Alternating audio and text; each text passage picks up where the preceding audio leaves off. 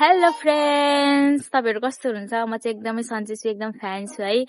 तपाईहरु पनि एकदमै सन्चै हुनुहुन्छ भन्ने मेरो आशा छ है। म चाहिँ तपाईहरुलाई आज के देखाउँछु भने नि, आज मेरो छोटो मिनी ब्लग। आज चाहिँ हाम्रो बारीमा फलेको सब्जीहरु, फ्रेश सब्जीहरु म तपाईहरुलाई देखाउने छु है।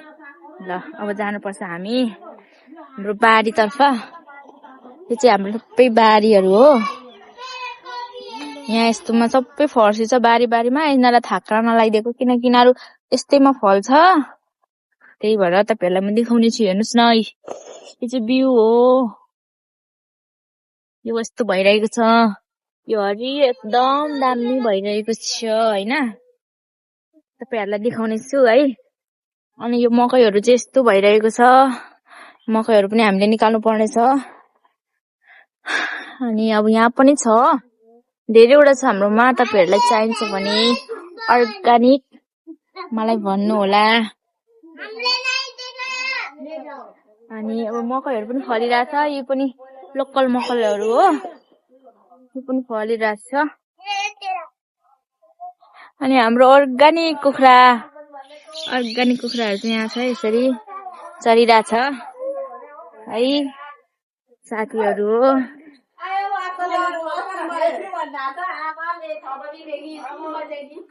यहाँ हेर्नुस् गाइस, यति राम्रो लटरम्म फलिरहेछ डल्ले खोर्सानी। त्यसपछि छ यो जिरे खोर्सानी पनि फलिरहेको छ यसरी एकदम मज्जाले फलिरहेको छ।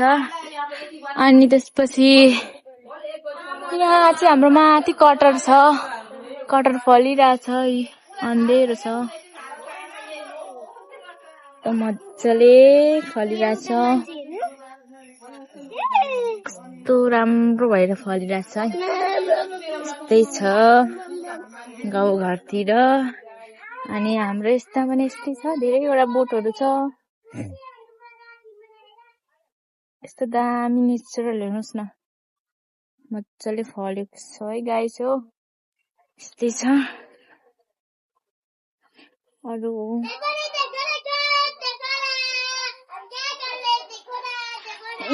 बैगुनहरु पनि फलिरहेछ, सानो फलिरहेछ। अन्त यो चाहिँ सिमी हो। यो चाहिँ फल्ने बेला भएको छैन, फल्छ बिस्तारै है साथीहरु। तपाईहरुलाई देखाउँदैछु। यता पछाडी अगाडि सबैतिर फलिरहेछ। यो चाहिँ हाम्रो छिमेकीको मकै हो। यस्तै छ हाम्रो गाउँघर। नानीहरु खेलिरहेको छ। हाम्रो गाउँ चाहिँ यही हो साथीहरु। हेर्नु न, गर्मीले नि यति गर्मी छ, बिचारा नानीहरु यस्तरी खेलिरहेछ। कस्तो गर्मी हुन्छ नि भने नि, मलाई नि हप गर्मी भइरहेको छ है। यस्तो हप भइरहेको छ। अन्त म चाहिँ अब जाँदैछु बिउ बारी देखाउनलाई। तपाईहरुलाई हाम्रो बिउहरु देखाउने छु है साथीहरु। हाम्रो चाहिँ यस्तो भएको छ, धानको बिउ यहाँ राख्नु परेको छ र सबै यो हाम्रो हो कि यसमा रोप्नु पर्छ। अब 15 दिन पछाडी रोप्नु पर्छ। कस्तो दामी भइरहेको छ हेर्नु न, धानको बिउहरु दामी भइरहेको छ। धानको बिउहरु एकदम सँगले राम्रो भएको छ।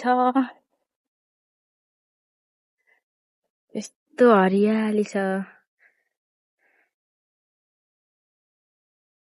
दामी छ।